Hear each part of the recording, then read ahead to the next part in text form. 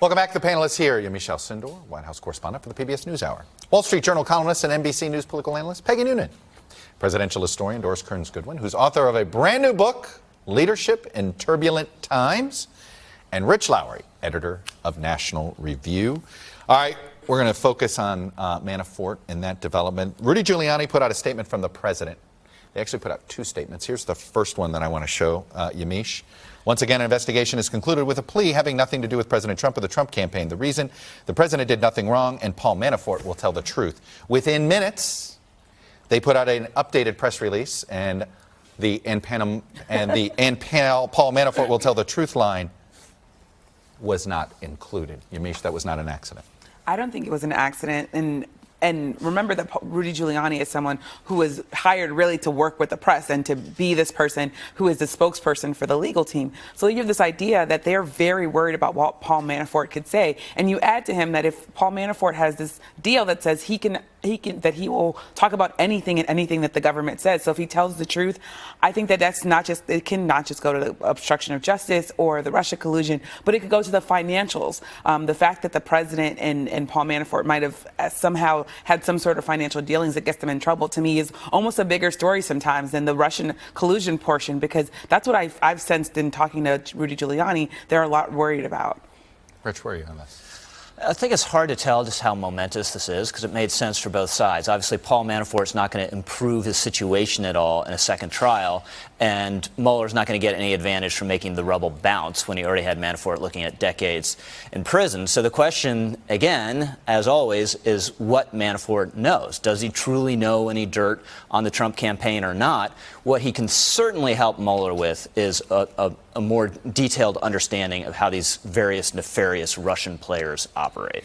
You know, Peggy, what was interesting about the president is that 8 months ago, this is what the president wanted the public to know about his relationship with Paul Manafort. Take a listen. Paul Manafort was replaced long before the election took place. He was with the campaign, as you know, for a very short period of time. Literally for, a couple of months? Little period of time. Manafort has nothing to do with our campaign. But for some reason a month ago, this is what he was saying about Paul Manafort. I think the whole Manafort trial is very sad. He happens to be a very good person. I have great respect for what he's done in terms of what he's gone through. You would have expected the reverse. Yeah, you would. I suppose there is a greater fear now of what Paul Manafort, who was there, who was present at the creation of the Trump phenomenon. You know, he ran the campaign. He was a significant player for a while. What he knows is perhaps not fully known by the White House. The president would be nervous. I have wondered, as I think we've all suggested, if collusion is not the most interesting question here, if maybe the nexus of K Street, lobbying, law firms, PR strategy firms, and what they will do for money with Russian nationals or foreign nationals and foreign governments. I'll tell you, if Manafort is talking about that, since he helped invent that world, yes, he was present at the creation there, too. That could actually be not only interesting, but kind of a public service, and maybe give something of a platform from which Congress could finally move, as you mentioned. What are you seeing? I mean, the president seems to be...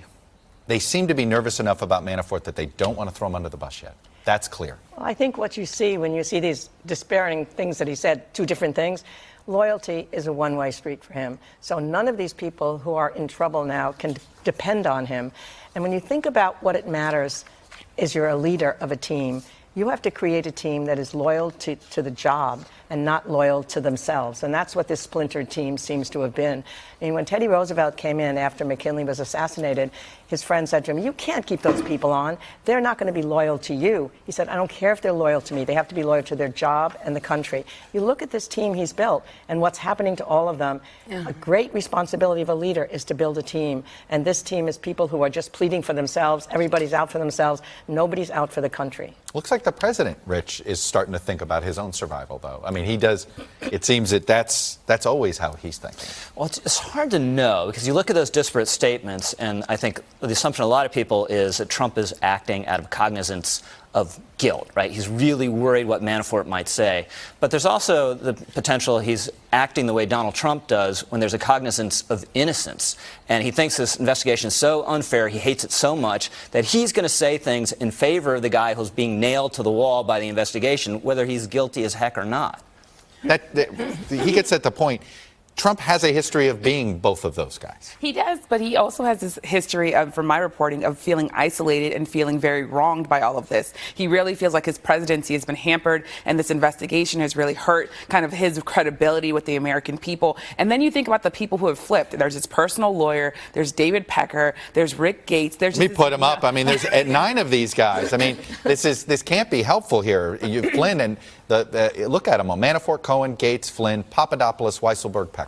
All of those people are people not just that he dealt with personally and dealt with in a business manner, but those are also people that he thought had his back. There's reporting that David Pecker had his secrets in a safe at the National Enquirer. The president has to be sitting back and thinking if all of these people are talking and Paul Manafort is just another name on the long list of people, what's the story that they can tell? Do you know what a commentary it is on the nature of our politics today, that we constantly are talking about prosecutors, we're constantly talking about people flipping, people going to jail. We should be talking about the state of the country, and this is obsessing us, and understandably so.